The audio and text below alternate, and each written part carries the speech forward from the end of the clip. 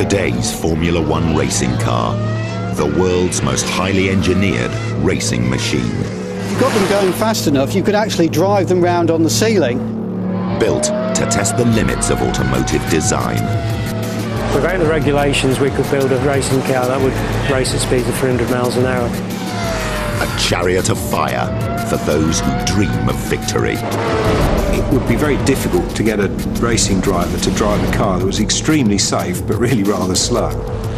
A star-spangled world where teams spend millions to gain those precious tenths of a second that divide failure from success. A perpetual quest to build the ultimate.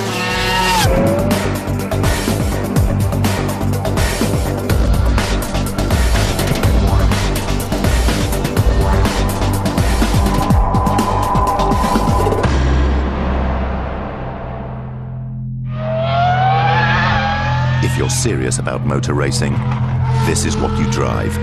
The 2004 Formula One car. With its driver, it weighs around 600 kilos. It can go from 0 to 100 in under 4 seconds and reach a top speed of over 200 miles per hour. It's the world's ultimate racing car. But how did such an awesome and beautiful machine evolve? How did we get here? The first Grand Prix was held at Le Mans in 1906. From the earliest days of the automobile, men wanted to race. By the 1950s, Maserati and Ferrari were building cars with 4.5-litre engines positioned in front of the driver. Races were won and lost on one thing: engine power. But in a backstreet garage in Surbiton, England, engineer John Cooper was building racing cars with engines that were smaller and positioned behind the driver. It all started in the 1940s when my father and his best friend Eric Brandon decided to build a racing car. And with crash bits that they found lying around in the garage, they came up with the whole idea and the concept of the little Cooper 500. You can see the engine here is a Norton 500cc engine and is directly linked through its gearbox with a chain drive direct to the rear axle. And this was really the beginning of the rear engine revolution. And what you saw then in the Cooper was the engine positioned behind the driver, and you optimised the balance. So the car didn't have a huge engine, but it went faster because it had greater levels of grip round the corners. By the end of the 1961 season, every Formula One team had positioned its engine behind the driver. In 1965, the mighty Ford Motor Company approached two young British engineers, Keith Duckworth and Mike Costin, who'd recently formed a company called Cosworth. Ford offered Cosworth £100,000 to design and build a totally new racing engine. The result was the double four-valve, or DFV. This is the first time that an engine has been specifically designed for Formula One, but it was also very light because it simply formed part of the car. It bolted onto the back of the car. But position alone wasn't enough to make the DFV a race winner. It also needed power. And the DFV produced a lot more power than any other racing engine. And all that came about because of just rigorous attention to the detail of every little bit of the engine. Working with a small team of engineers, Keith Duckworth and Mike Costin went right back to first principles, looking at the physics and chemistry of every single aspect of the engine to work out the ideal mix of components. And the result was an engine which revolutionised the whole sport. Today's Formula One engine is deliberately built to last the length of a race weekend and no further. You'd be lucky to get from London to Edinburgh before it needs a rebuild. If they survive much longer, then we've done something wrong because some of the parts are too heavy. So the ideal Formula One engine would blow up as it crossed the finish line in first place. But if a single component gives up too early, it spells disaster. At Jordan Racing, this engine has just come back from the test track. It's performed well and it looks okay, but is there hidden damage? To find out, engine and gearbox will be stripped down. Every gearbox component will be tested using a test called magnetic particle inspection. To the naked eye, this gearbox ratio looks fine. But when a special ink is poured over it and a magnetic field applied, it's a different story. UV light reveals how the magnetic field has drawn the ink into a minute flaw in the metal. That flaw could have led to gearbox failure and forced Jordan out of a Grand Prix.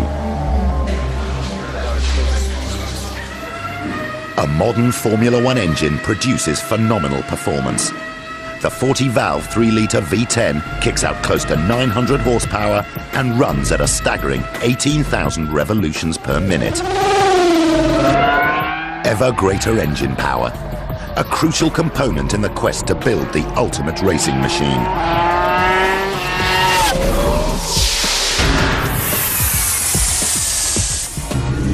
But higher speeds mean faster cornering. As the 1960s advanced, designers had to find new ways to keep the car on the track.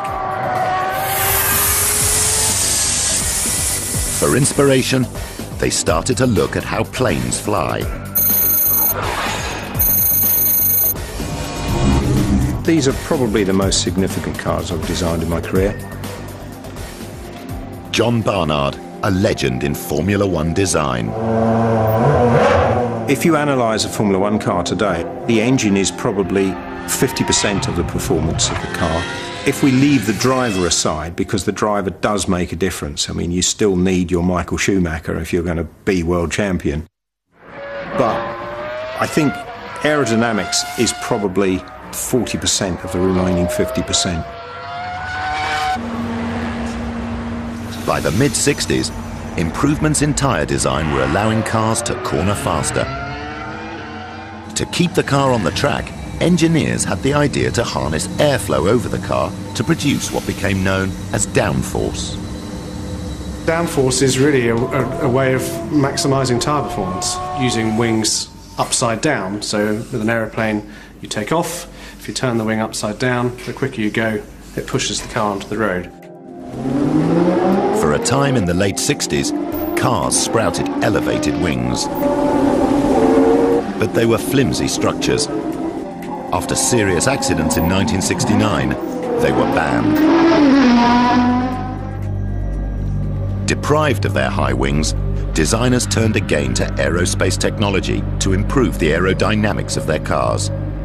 Since they discovered the wind tunnel, they've never looked back. At Lola Racing's half-scale wind tunnel in Huntingdon, Chris Saunders is carrying out a test on a half-scale model of an American Champ car. The car is suspended on a strap which is mounted on, in simple terms, a set of upside-down bathroom scales. That's the easiest way to describe it. These scales on the tunnel's ceiling apply forces down through the strut to the model and read changes in its weight and balance as it's subjected to the equivalent of 145 miles an hour.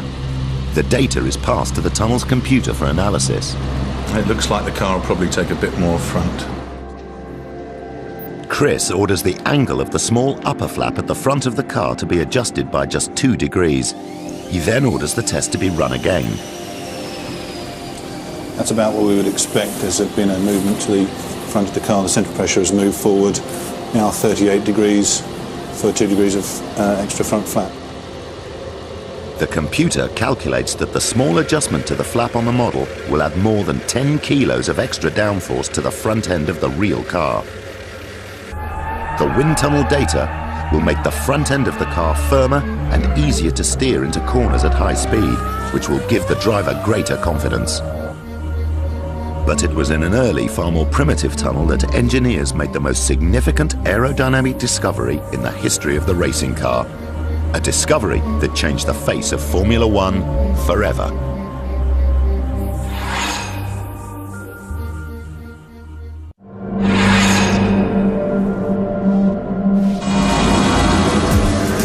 In 1970, Colin Chapman of Lotus launched the wedge-shaped Lotus 72. Aerodynamically ahead of anything else around, it won 20 Grand Prix and 3 World Constructors' Championships.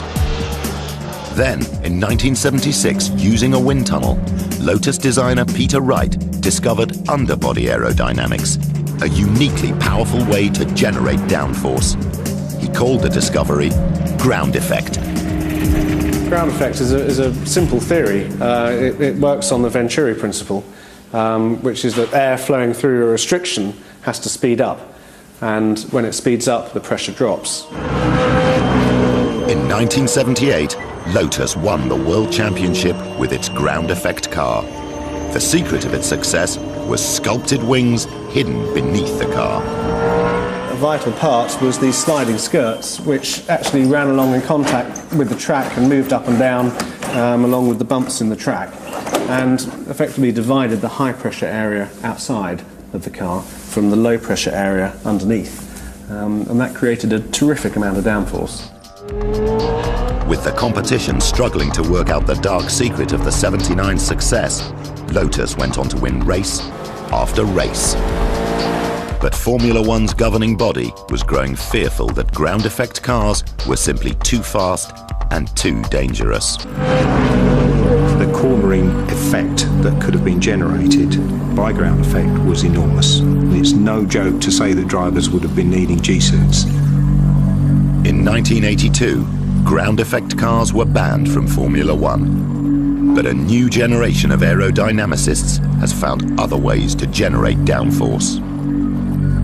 When ground effect cars were banned, there was a sudden loss of downforce. At the time, I suppose most engineers didn't think we would ever get it back, but we've got it back, and we've increased the levels of downforce to levels unimaginable back in those days. They've done it by paying attention to every fine detail in wind tunnel testing. There's various aspects of this car. Each of them may only add up to 2 or 3 kilos of downforce, but when you've got 100 or 200 fine areas of detail added up, that's hundreds of kilos of downforce. Maximum downforce requires high pressure above the car or component and low pressure beneath.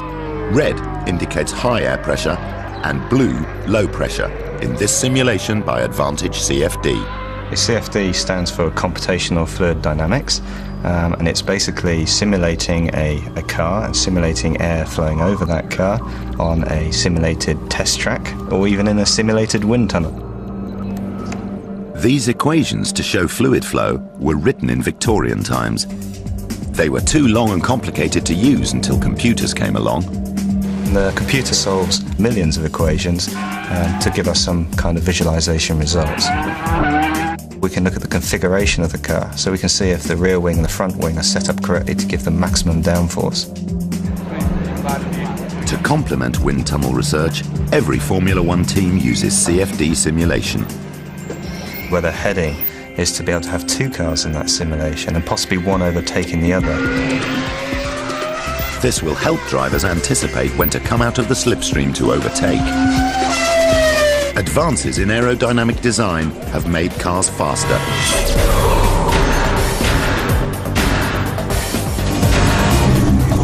But changes to the shape of the car have also obliged designers and engineers to look for new construction materials.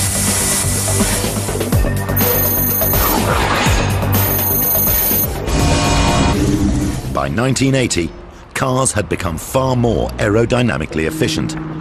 But to get good airflow low down, they'd also become narrower and less strong.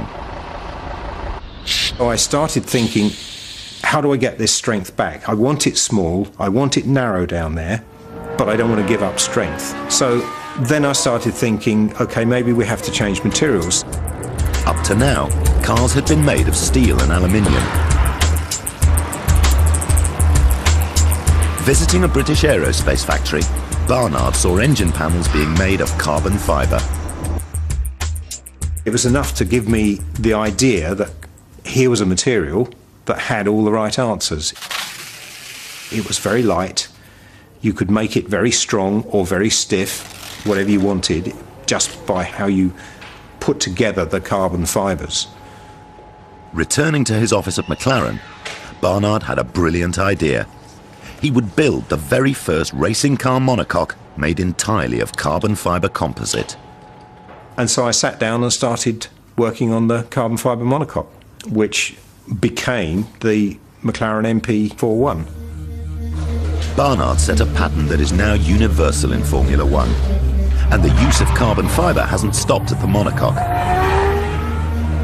Excluding the engine, 80% of today's Formula One car is built of carbon.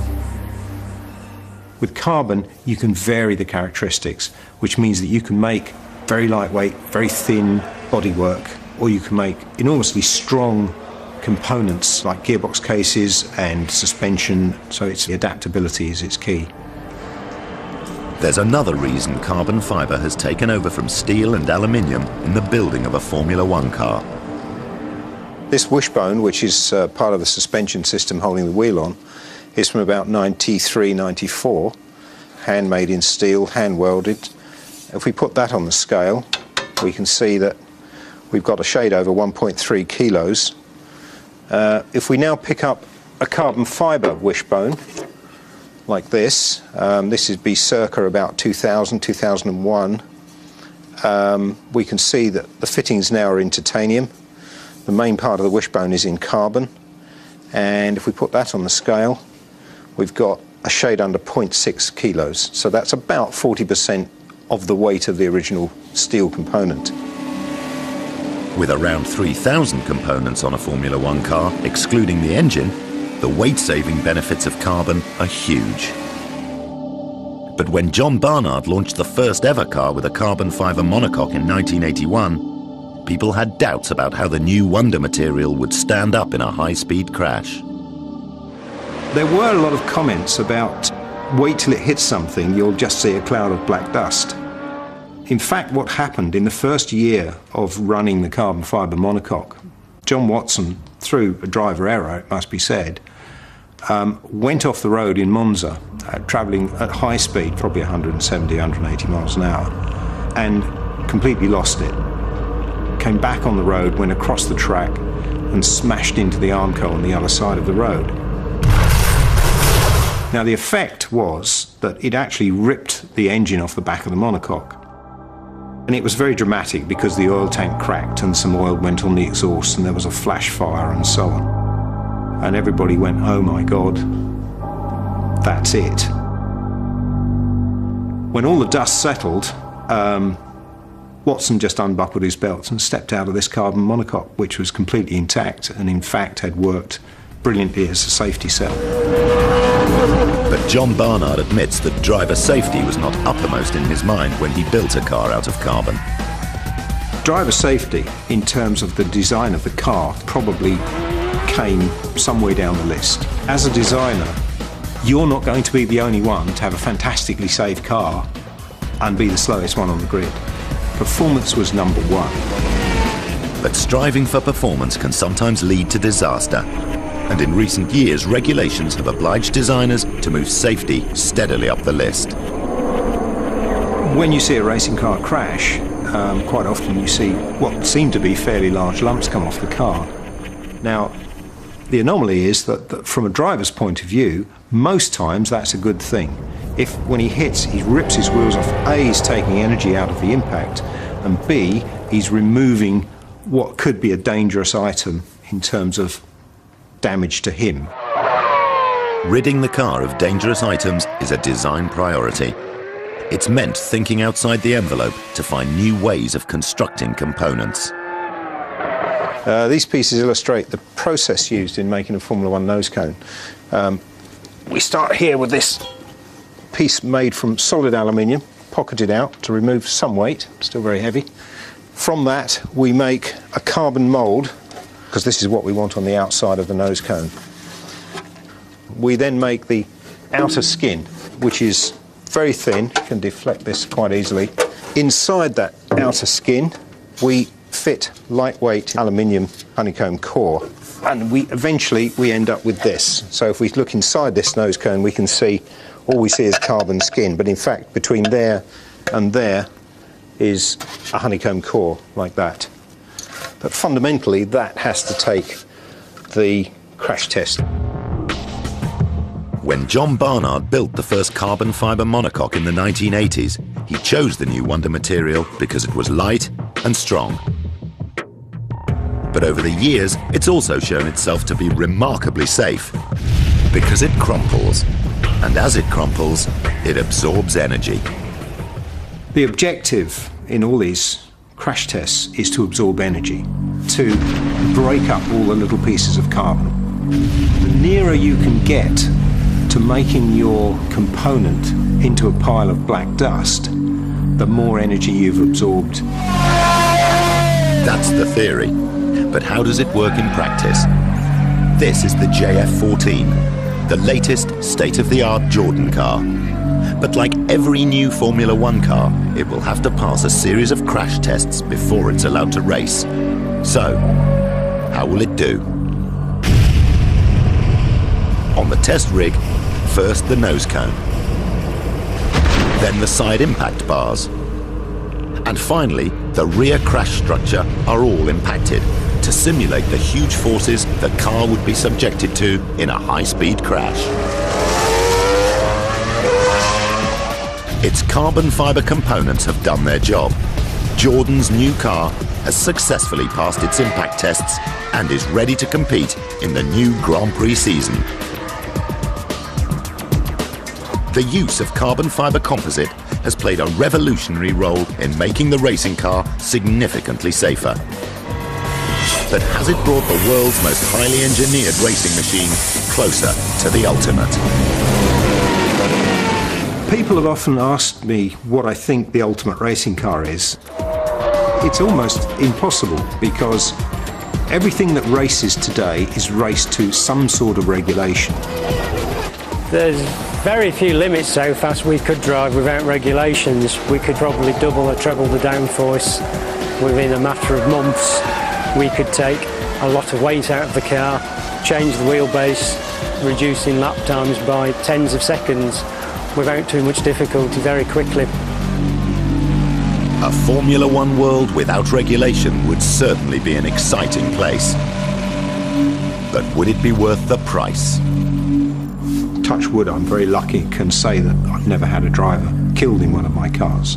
I know I've had one or two big accidents, and the effect as the prime mover in the design of that car is fundamental, certainly to me, and I would have thought twice about carrying on if something had happened. To say throw away the regulations and build whatever you want is a sort of impossible situation, really. So I'm not sure that the ultimate racing car has been built, and I'm not sure it can be built. But as long as men continue to dream of victory, the quest to build the ultimate racing machine will go on.